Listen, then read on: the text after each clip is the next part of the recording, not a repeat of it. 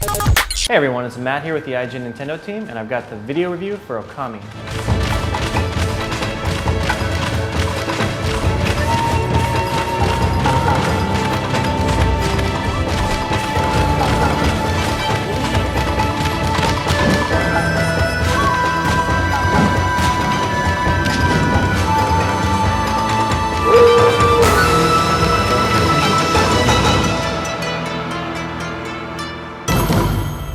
The critically acclaimed Okami started its life on PlayStation 2 about 2 years ago, and Wii owners like myself have really wanted it on this system ever since. It's perfectly suited for Nintendo's console, and frankly, I'm really glad it's finally here. If you really like Twilight Princess, or if you really like Zelda games in general, I think you're going to be really pleased with what Okami brings to the table. It is, like Twilight Princess, an epic adventure game, filled with quests, filled with challenges, filled with combat, and there's just so much to do and see that you're going to be kept busy for hours and hours. Really, dozens of hours. The game will run you about 30 plus, at the very least. You star as Amaterasu, a goddess/wolf charged with the task of restoring peace and prosperity to the ancient Japanese landscapes. As you can see in the videos here, Okami features this very stylized, very beautiful presentation, inspired by Japanese woodcutting, watercoloring, and of course a mix of cel shading thrown in for good measure. I think the effect is just phenomenal. I really do love the art direction in this game. I just find it to be so brave and so different, and it just works on so many levels. No matter what you're doing, where you are, you can potentially pause the screen and everything will look so good that you'd basically have a painting. Okami was already a stunning game on PlayStation 2, and it looks even better on Wii thanks to the fact that you now get a 480p mode, so the game runs in progressive scan, and in addition to that you get a 16:9 widescreen mode, and like I said, it just makes a game that already looked very good even better.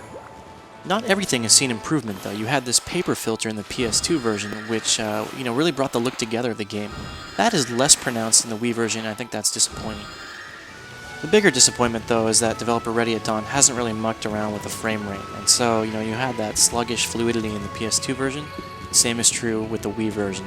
When you hit those wide open environments with lots of, say, trees and people, you're going to see some slowdown, and I'm not talking 60 to 30, I'm talking 30 and below.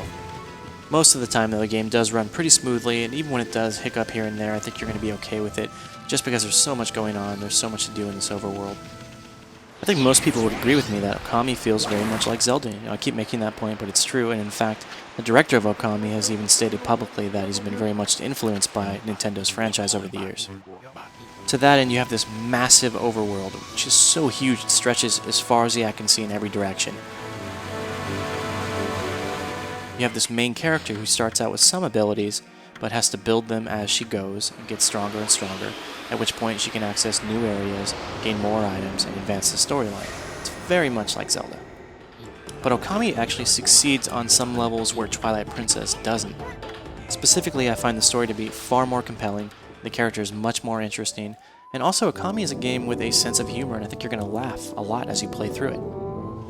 On top of that, I think some of the level designs and the connection between the overworld flows a little nicer in Okami. For example, in Twilight Princess you have the overworld, and then you have villages, and then you have dungeons. And in Okami, that distinction isn't so black and white. As you explore the countryside, you may encounter something that feels like a dungeon, but it's not really announced to you. You're not really sure until you're halfway through, say, and you know that you're completing those dungeon-esque-like challenges. It's just a little more seamless. The world itself is ginormous and extremely varied, so you will have beaches, you will have forests, you will have caves, everything in between, including those dungeon-esque environments. And everything is just so beautiful that you will stop and you will probably gape at it.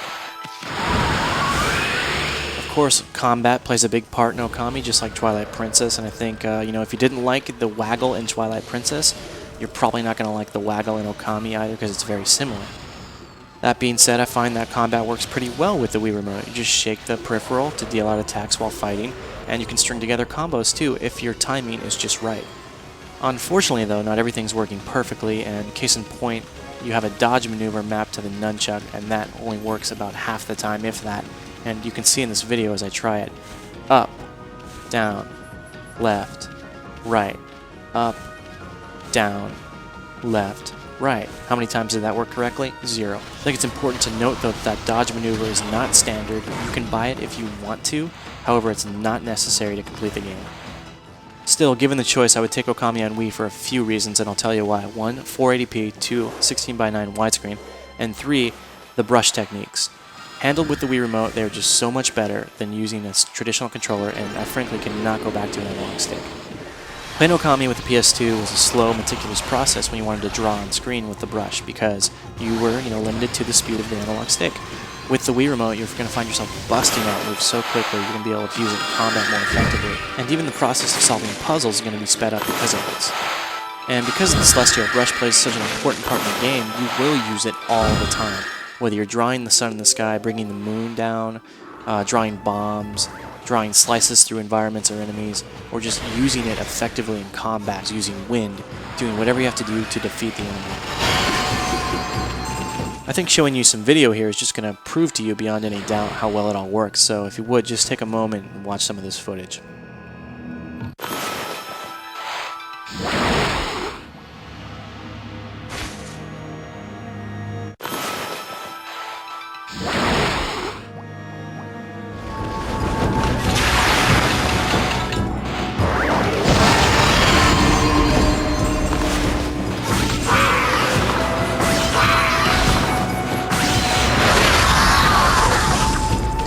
Bear in mind, you're not just going to be using these brushes to solve basic puzzles and fight basic enemies.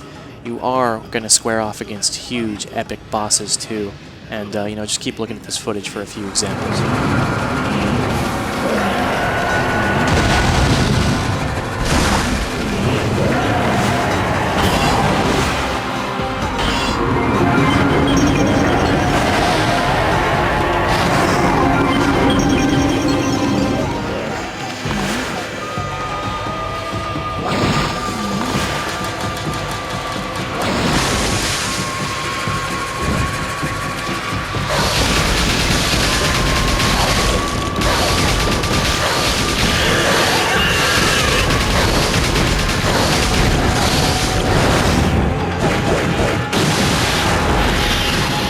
Okami really successfully emulates that Zelda experience, both the good and the bad. Speaking of the bad, though, there is the frame rate issue here and there where it's jumpy, and I mentioned that before, but you've also got load times. So if you're going from the hub world to some of the other areas, you'll get up to a 10-second load, which really breaks the momentum. And on top of that, the adventure itself definitely features some annoying fetch quests, which I know will turn some gamers off. Even with a few complaints, though, Okami definitely arrives on Wii as a welcomed addition to the library. That's a fantastic game all through, and I think anybody who likes Zelda, anybody who likes those adventures, would be doing themselves a great disservice to ignore it now.